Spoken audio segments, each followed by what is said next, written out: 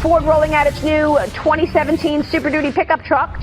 Dodge is recalling more than 300,000 Ram trucks. Across America, dealer lots have turned into junkyards of debt, and the clock is ticking. Every day, dealers lose millions just keeping these trucks parked. Family-owned lots that survived recessions are now staring bankruptcy in the face. And when they fall, the damage won't stop at the showroom. It will gut entire communities. How many dealers will survive the bleed? How far will banks go before they cut them off? And when they collapse, who pays the price in lost jobs and broken towns? Because by the end, you'll understand, this isn't a slowdown, it's an extinction, the silent avalanche. Imagine row after row of gleaming pickup trucks stretching farther than the eye can see. Chrome grills catching the sun, windshields covered in dust, and price tags that no one's touching. This isn't a car show. This is America's biggest secret parking lot, and it's drowning in over 5 million unsold trucks. The very vehicles that once defined power, pride, and profit have become dead weight. Factories kept stamping them out long after buyers stopped signing contracts. Dealers kept stacking them on lots, hoping desperation would eventually lure customers in. But now, those trucks just sit.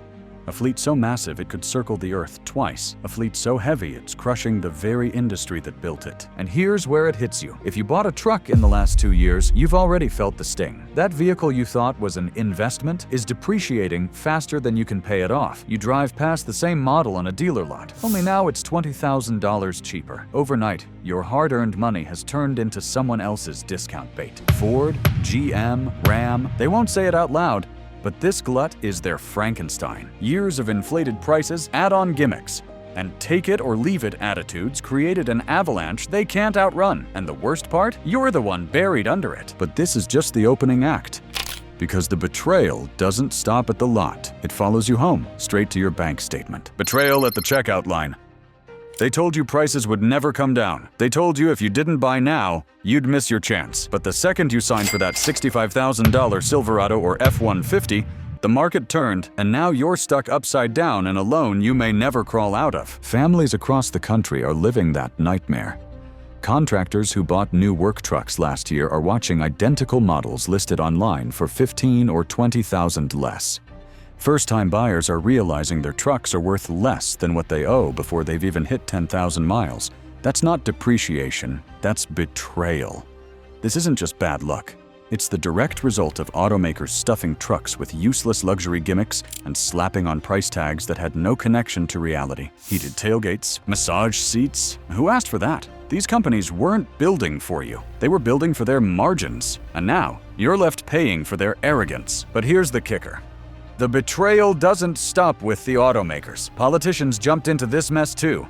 And the way they twisted prices is enough to make your blood boil. If you've made it this far, you already see the cracks most people are still ignoring. Hit the subscribe button right now so more folks wake up. And drop a comment with your story. It could save someone thousands. Tariffs and trust collapse. Remember when tariffs were sold as a way to protect American jobs? What they actually did was wreck your trust at the checkout line. Early in 2025, import duties hit trucks and parts coming from Mexico and Canada. Overnight, 2 identical pickups rolled off 2 different lines, one in Michigan, one in Monterey, and suddenly they carried price tags nearly $10,000 apart. Buyers weren't fooled. They didn't see patriotism in that markup. They saw a scam. Imagine walking into a lot, comparing 2 trucks side by side, and being told one costs thousands more just because of where it was bolted together. It's nonsense. And for the first time, people started checking VIN numbers like detectives, exposing where their trucks came from and calling dealers out on the spot. Ford, GM, and Ram tried to spin it. Politicians tried to defend it, but the damage was already done. The MSRP, that sticker price you're supposed to trust, became meaningless. If 2 trucks can look the same and carry wildly different prices, why should anyone believe the numbers at all? That's when the real shift began, because once buyers stopped trusting the sticker, they started fighting back in a way the industry never saw coming. The spreadsheet insurgency. The dealers thought they held all the cards, but they didn't count on you. Frustrated buyers across the country started pooling information, VIN numbers, rebate offers, hidden incentives, and building massive spreadsheets online. Within months, Facebook groups, Reddit threads, and Discord chats became war rooms where consumers armed each other with the truth. Now imagine walking into a dealership with printouts showing discounts from 3 other states. Imagine telling a salesman you know exactly where that truck was built and how much rebate money he's hiding. That's the reality now. Buyers are no longer walking in blind. They're walking in loaded with evidence, and it's working. Dealers who once bragged about holding the line are caving to demands just to move units. Customers are posting victories online, turning every deal into public proof that the game is rigged and beatable. The spreadsheet insurgency isn't just saving people money. It's tearing down decades of secrecy and flipping the balance of power. But if you think this rebellion stops at the dealership, you're wrong. Because behind the lots, deep in the factories, another scandal is brewing, and it could break the industry's back. Factories can't stop. The scandal nobody wants to admit is that factories are still running like it's boom time. Even with 5 million unsold trucks rotting on dealer lots, the assembly lines in Detroit, Texas, and Indiana haven't slowed. Why? Because stopping the machines would mean admitting the golden goose has died. And no executive wants that on their watch. And who pays for this insanity? Workers, suppliers, and families who depend on stability. Every truck pumped out adds more pressure to a system already drowning in excess. You can see it in your community. Plants humming while lots look like junkyards. It makes no sense, and yet the engines keep roaring.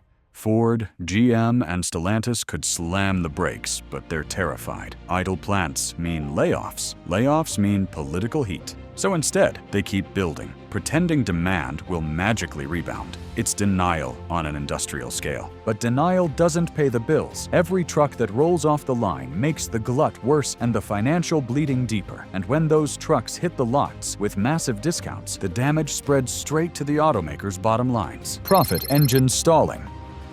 The profit engine that kept Detroit alive for decades has finally seized up. For years, automakers leaned on pickups to deliver fat margins, $20,000 or more on a luxury trim. But discounts of $10,000 to $15,000 are now erasing those profits overnight. If you're wondering why Wall Street is suddenly nervous, this is it. Full-size pickups once made up nearly 3/4 of profits for Detroit automakers. That money funded dividends, buybacks, and ambitious EV projects. Without it, the whole structure wobbles. And while the automakers bleed, you're reminded every time you see ads pushing six-figure special editions nobody can afford. Those trucks, Platinum, Denali, Tungsten, are gathering dust, sitting unsold for months despite flashy financing gimmicks. They've gone from status symbols to overpriced dead weight. Ford, GM, and Ram told investors these trucks were untouchable. Now those same investors are watching their margins collapse in real time. And when the money runs thin, the pain doesn't just stay in the boardroom, it hits the workers and towns that depend on steady production. Shifts cut, towns hurt. Overtime, once considered guaranteed, has dried up. In Flint, Arlington, Fort Wayne, the places that built America's trucks, families are watching paychecks shrink while bills stay the same. And when shifts go, the ripple wipes out entire communities. Think about it. Every auto job supports 7 more: restaurants, suppliers, small businesses. Cut a shift and suddenly diners are empty, schools lose tax dollars, and mayors scramble to fill budget holes. For workers who grew up believing truck plants meant lifetime stability, this collapse feels like betrayal. Unions are sounding alarms. They're not just demanding higher pay, they're demanding guarantees, minimum hours, protections against automation, clauses tying wages to production stability. When you hear strike threats, it isn't greed, it's survival. Families are hanging by a thread, and they know it. GM and Ford executives insist it's temporary, but walk through these towns and you'll see the truth. Shuttered shops, layoffs, and hollowed out pride. The meltdown isn't in some distant market report. It's right in your backyard. And if you think the dealers are safe from this wreckage, think again. They're bleeding out faster than anyone admits. Dealers on the brink. Showrooms once buzzing with buyers now echo with silence. Foot traffic is down by more than 1/3, and every truck left unsold costs the dealer over $20 a day in financing fees. Multiply that across hundreds of units, and local dealers are losing tens of thousands weekly, just to let trucks collect dust. And who gets squeezed? You. Desperate salespeople are running shell games, inflating trade-in values, pushing 0% financing that cancels out rebates, and adding hidden fees to make balance sheets look less ugly. It's not sales, it's survival. Banks see the writing on the wall. Some are cutting credit lines, others are jacking up interest rates. Family-owned dealerships that survived past recessions are now staring bankruptcy in the face. And when they fall, jobs vanish, tax revenue evaporates, and communities lose anchors. Ford, GM, and Ram want you to think it's business as usual. It's not. Dealers are hanging by a thread, and if they go under, the entire system collapses. And when dealers start bleeding cash, the collapse isn't contained to showrooms. It spills into layoffs, shuttered storefronts, and shattered trust across entire communities. Their desperation sales and hollow promises are more than bad business. They are signals of an industry in freefall, warning buyers the storm has just begun. But the most brutal twist? The meltdown isn't just killing profits and jobs. It's opening the door for disruptors who are about to flip the entire truck market upside down. The $20,000 shock. A stripped-down electric pickup hit the market for just under $20,000 after incentives. No gimmicks, no six-figure trims, no luxury packages. Just a truck that could haul lumber, get to the job site, and run errands without costing you a lifetime of debt. And for anyone who bought at today's bloated prices, that's a punch to the gut. Imagine paying $70 grand for a truck last year, then seeing headlines brag about a no-frills electric pickup that does the job for 1/3 of that. Your resale value tanks, your payments feel heavier, and you can't shake the feeling you got conned. Ford and GM can't spin this one. They told you utility required a premium price. They insisted a truck had to come with holographic dashboards and heated tailgates. This $20,000 shock proved them wrong. It exposed years of bloated pricing and forced buyers to ask the question automakers feared most. If this truck works for me, why did I ever pay triple for theirs? And that single price tag didn't just disrupt the market, it shattered an illusion. For decades, automakers convinced you that utility demanded luxury pricing. One stripped-down electric pickup proved them wrong. It wasn't just affordable, it was proof you'd been overcharged for years, and the mask finally slipped. And that question was only the beginning, because once buyers realized they had leverage, they didn't just wait for deals. They went on the offensive. Transparency as a weapon. The problem inside dealerships isn't that prices fell, it's that buyers finally learned how the game worked and turned the system against the sellers. What started as frustration on forums became negotiation warfare. And here's where you come in. If you've ever walked into a dealership armed with screenshots, you know how the tables have turned. Buyers are comparing VIN numbers across states, sharing rebate spreadsheets in real time, and walking out unless dealers match the lowest deal on the internet. For the first time, you're the one holding the power. Dealers hate it. Salespeople who once bragged about special offers are being cornered by buyers who already know the rebates, financing tricks, and factory incentives before they even sit down. And when you walk away, they panic, because inventory is piling up and quotas are still looming. Ford, GM, Ram, they built an empire on secrecy. Now the walls are down, and you can see exactly how the sausage is made. And once transparency becomes a weapon in your hands, there's no going back. Every leaked rebate sheet, every VIN decoded online, every deal exposed is another brick ripped from the dealership fortress. What was once their secret playbook is now your ammunition, and the more buyers share, the less control they have, turning negotiation into a battlefield they can no longer win. But transparency wasn't just shaking dealerships. It caught the attention of lawmakers who smelled an opportunity to score points and crack down on a vulnerable industry. Regulators smell blood. The problem moved from showrooms to state houses. Politicians, desperate to look tough on corporate greed, started holding hearings. Tariffs and markups turned into campaign fodder. And for once, regulators had the public on their side. Think about it. Families drowning in car loans while identical trucks carry $10,000 differences depending on where they were built. Dealers stacking hidden fees on top of bloated MSRPs. That's political gold. Suddenly, lawmakers started talking about transparency laws. Limits on dealer add-ons, even price caps on financing gimmicks. And here's what it means for you. The fight over trucks isn't just about buying anymore. It's about policy, about whether leaders will finally protect consumers instead of parroting corporate excuses. Ford, GM, and Stellantis are terrified. They've lobbied for decades to keep their pricing power unchecked. Now the curtain is ripped open and politicians are circling like sharks, promising voters they'll take action. And once regulators smell weakness, they never stop circling. What began as hearings and sound bites can quickly turn into binding rules, crushing fines, and public shaming. For automakers, that means the courtroom replaces the showroom as the real battlefield. And this time, the buyers have the law on their side. But while the hearings made headlines, Wall Street was already pulling its support. Investors don't wait for laws. When the numbers go south, they bail, and that's when the panic spread from factories to trading floors. Wall Street bails. For years, investors treated full-size pickups as untouchable profit machines. They made up nearly 3/4 of Detroit's total earnings. But when discounts started eating $15,000 off each sale, those profits evaporated overnight. And you can see the fallout. Shares of Ford and GM slid more than 20% in just a few months. Credit agencies issued warnings about unsold inventory clogging balance sheets. Ambitious EV projects, the ones meant to prove the industry's future, were delayed or shelved. For you, the truck buyer, that means one thing: less innovation, higher desperation. Automakers will try to squeeze every penny they can out of the trucks already on lots. And if you've already bought, expect your resale value to collapse even faster. Investors aren't betting on a recovery, they're betting on a reset. Ford, GM, Ram, they can't reassure Wall Street with empty promises anymore. Every earnings call is a firing squad of analysts asking the same brutal question: how many trucks are unsold? And how much are you losing on each one? And when investors walk away, it's not just numbers on a screen. It's factories idled, towns abandoned, and futures rewritten. Wall Street's retreat doesn't whisper, it roars. It tells every worker, every buyer, every community that the game is over.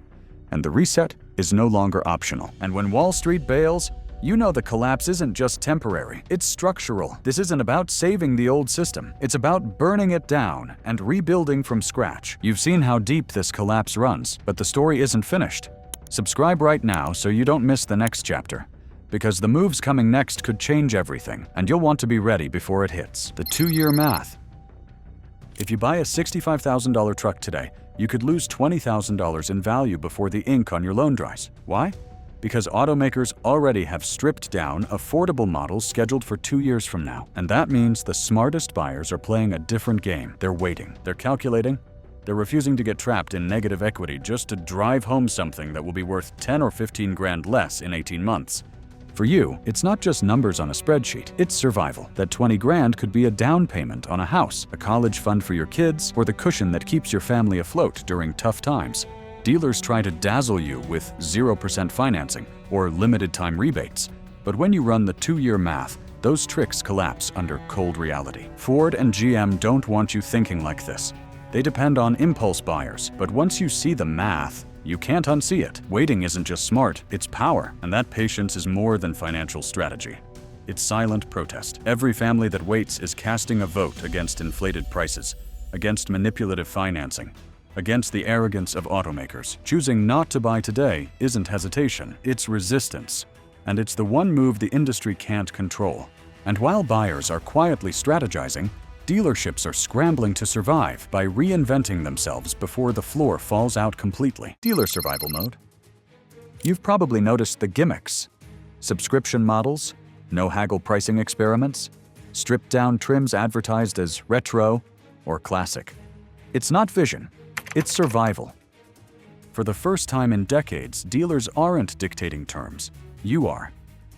But that doesn't mean they'll go quietly. Behind the scenes, floor plan financing costs are crushing them. Every unsold truck costs them more than $20 a day in bank fees. Multiply that across hundreds of units, and bankruptcy isn't a threat. It's a countdown. So, they try anything. Subscription plans designed to lock you into payments even if you don't own. Transparency promises that still hide fees in fine print, and bargain trims that look affordable until you realize the warranty is gutted. Here's the painful part for you. Even when they fail, their failures cost you time, stress, and money. Walking away from a bad deal takes vigilance. Fighting for a fair trade-in takes persistence. And you can feel the tension in every negotiation. Their survival depends on breaking your resistance. Every gimmick they roll out isn't innovation. It's a warning flare, subscription traps, gutted warranties, fake transparency. All of it signals that the old playbook is dead. The harder they scramble, the clearer it becomes. Dealers aren't evolving to serve you, they're mutating to survive themselves. Dealers are cornered animals, but the fight has moved beyond the lot. The next battle is playing out in rallies, debates, and ballots, where truck prices have become a political weapon. Ballots and backlash. Tariffs, sold as a way to protect American jobs, instead made identical trucks carry price tags thousands of dollars apart, depending on where they were built. Buyers noticed, and voters are furious. Think about it. You're told to buy American, but the American truck built in Mexico costs 10 grand more than the one built in Michigan. There's no patriotism in that math, just confusion, resentment, and betrayal. And now, candidates are getting grilled at town halls by contractors, farmers, and families who can't afford the very vehicles they need to work. For you, this is more than politics. It's your mortgage, your grocery bill, your ability to keep your business running. And watching leaders bicker while prices climb feels like a slap in the face. Communities tied to truck plants see layoffs, lost overtime, and empty showrooms, while the same politicians smile for cameras. And here's the part politicians can't spin. Every overpriced truck became a campaign ad waiting to happen. Families aren't reading policy briefs. They're staring at loan statements. When voters link broken promises to broken budgets, they don't forget. That anger doesn't fade, it fuels movements that punish at the polls. Ford and GM can't escape this one because affordability has become a ballot box issue. And when voters feel betrayed, they punish. That backlash is reshaping campaigns across the country. But politics isn't the only thing being reset. What it means to drive a truck, the very identity tied to the vehicle, is being rewritten from the ground up. The identity reboot. Here's the thing. Few in Detroit will admit they broke the cultural bond between trucks and the people who made them iconic. The moment they turned working vehicles into six-figure rolling spas, they priced out welders, farmers, and small business owners, the very heart of truck culture. And you've felt it. You don't need massage seats or holographic dashboards. You need reliability, hauling power, and affordability. When brands sold you luxury toys instead of honest tools, they weren't just inflating prices, they were insulting your identity. Now the reset is underway. Viral clips mock luxury trims while celebrating stripped-down workhorses. Younger buyers see value as a badge of honor, not a compromise. And communities are rallying around the idea that trucks should be for the people who actually use them, not executives chasing margins. Ford, GM, Ram, they lost the plot.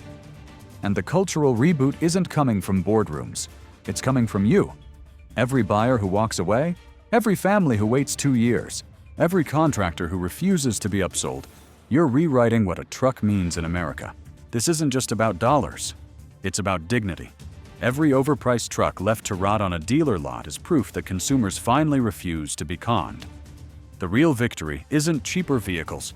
It's the return of pride in buying something built for purpose, not pretense. The truck market isn't just collapsing. It's resetting, and the people who see it first are the ones who will survive it. You've watched how oversupply, tariffs, and Wall Street panic rewrote the rules. But this isn't just their story, it's yours. Prices, jobs, communities, even identities are shifting, and the next move belongs to you. Stay sharp, share this with someone who needs the warning, and make sure you're here for what's coming next.